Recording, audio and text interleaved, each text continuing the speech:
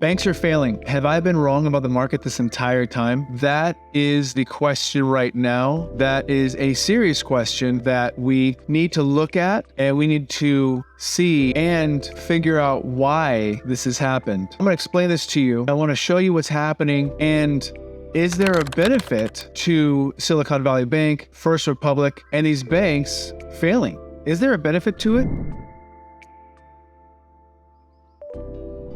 Do we have a meltdown of the mass that we had in 2008? Do we have a meltdown of the mass proportions that we did in 2008? Do we have another collapse coming along? That's what we're going to talk about on this one. And I want you to stay tuned because I'm going to give you an idea as to what's happening and why things are going crazy. If you like videos like this, if you like the videos that I do, please like and subscribe. So this entire time I've been in the business, I've been in real estate for over 20 years. Yeah, I'm old, I'm a dinosaur, but I've been in the business for over 20 years. And in 2008, we did have a collapse. We had an absolute collapse and it was painful and a lot of people felt it. And now in 2023, it looks like we may be on the verge, or are we on the verge? So if we take a look back at 2008, one of the biggest pieces was that for a long time, the banks were giving loans to anyone who could literally sign their name. And I'm not actually exaggerating with that. They were giving loans to people who could sign their names, and they were allowing 100 to 120% loan to value, meaning that if you bought a home for $1 million, then you actually would not have to pay out of pocket to put any money down on that loan. Huge difference. Between now and then, they were getting $1 million to purchase. So they were not putting down 20%. They were not putting down $200,000 in order to get that $1 million loan. So at the beginning of the collapse, what happened in 2008, those people who never actually qualified for the loan, never actually put money into the loan to purchase that home. In fact, many times they were walking away with money in order to purchase the home. They were by far the first ones to walk away from those homes as soon as the collapse happened.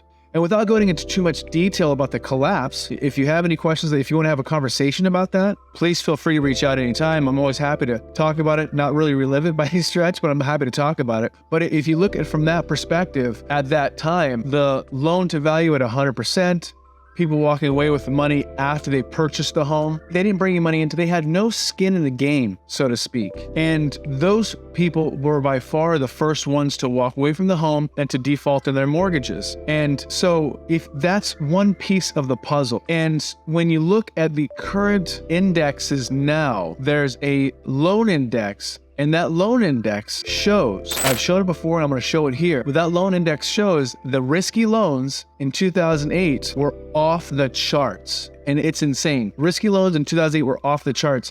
And the risky loans now, since 2008 and now, in fact, right after 2008, it became so tight that nobody was able to get a loan, right? And into now, there's still very limited risky loans being given. So what happens then in 2023? We're cruising along, and from 2022, interest rates start to spike. So in 2022, after we go through COVID and after interest rates have come into a complete crater and interest rates are almost non-existent, people are purchasing homes on a 30-year fixed at interest rate on a 30-year term, it's time that the Fed start to tame inflation. They do what's called taming inflation. By doing that, inflation gets off the chart. The Fed wants the inflation to be at 2%, and inflation now, it was at 8% and now it's at 6%. So the inflation really puts a lot of pressure on the dollar. When inflation is high, it makes it much more difficult for your dollar to go far. If you noticed, eggs are way more expensive than they have been. Milk is way more expensive. Bread is way more expensive. Just the staples are really expensive. And God forbid if you try to build a house. So when you look at things and inflation is off the charts. So the Fed, they're trying to tame inflation. So they push the interest rates up. Pushing the interest rates up is going to help inflation come back down. And so that was a major push in 2022. And that has been a major push for the Fed. And it makes sense for them to do that. However, they should have started a lot sooner. And so with the Fed, they're trying to tame inflation by shooting interest rates up. And when they shoot those interest rates up,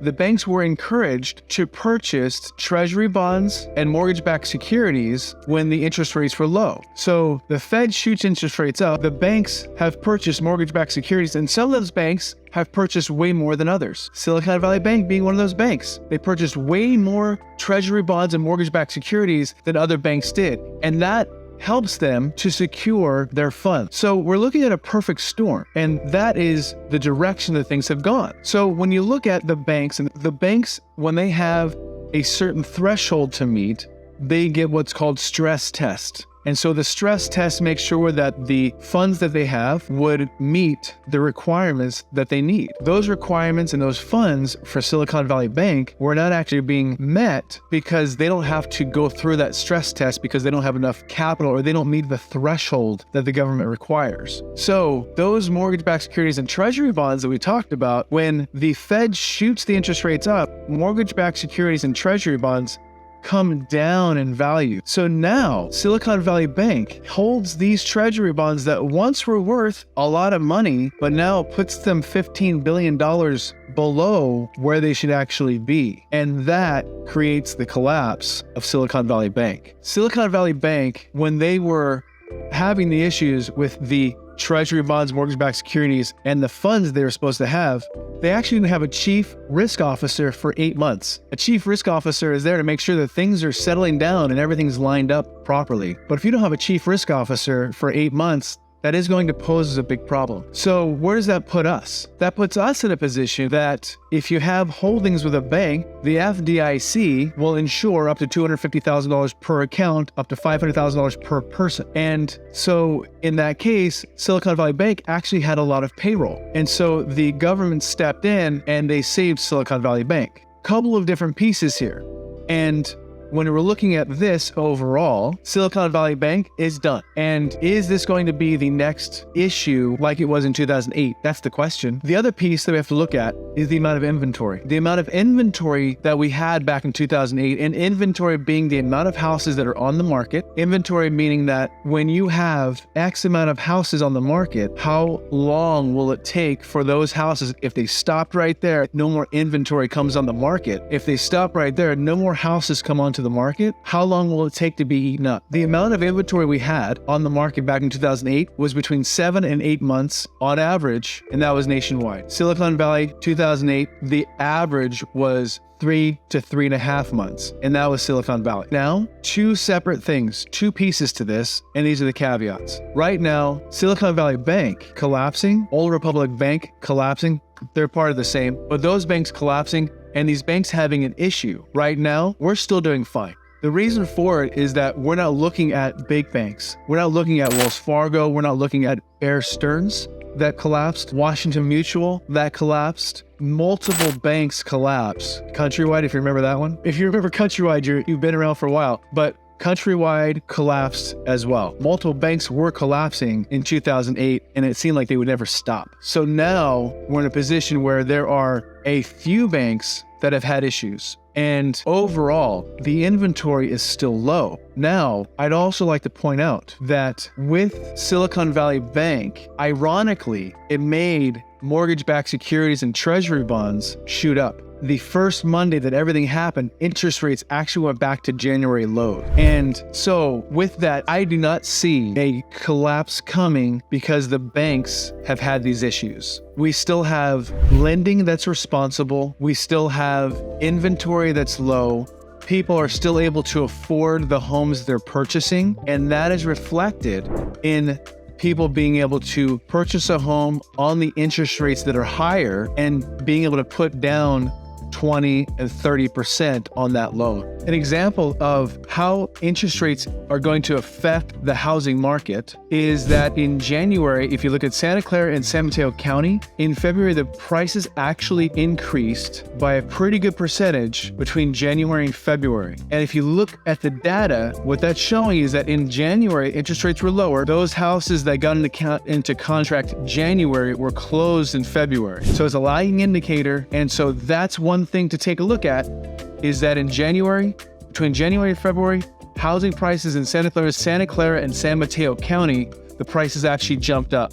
And that indicates that people are going into multiple offers in order to purchase those homes. Interest rates down, housing jumps up, low inventory, thread that needle all the way around, and that's what's going to bring us to the spring market that I do anticipate is going to be a good market. This is how things currently sit. I'm always here and happy to help. If you have any questions about this or anything else, please feel free to reach out. Overall, the housing market, the way we currently sit, the housing market is doing fine. In fact, I see springtime coming in, and springtime looks like it's going to be off to the races again. So let's see what happens. I think that now's a good time to sell. Now's a good time to buy. The market is strong. If I see anything change, I will certainly let you know. As of now, the way everything sits, it seems to me that the housing market is still in a good position. And for local areas, if you're not local to Silicon Valley, if you have another area that you have in mind, let me know. I can find a person specifically in your area who is a market expert in your area. I'm always here and happy to help.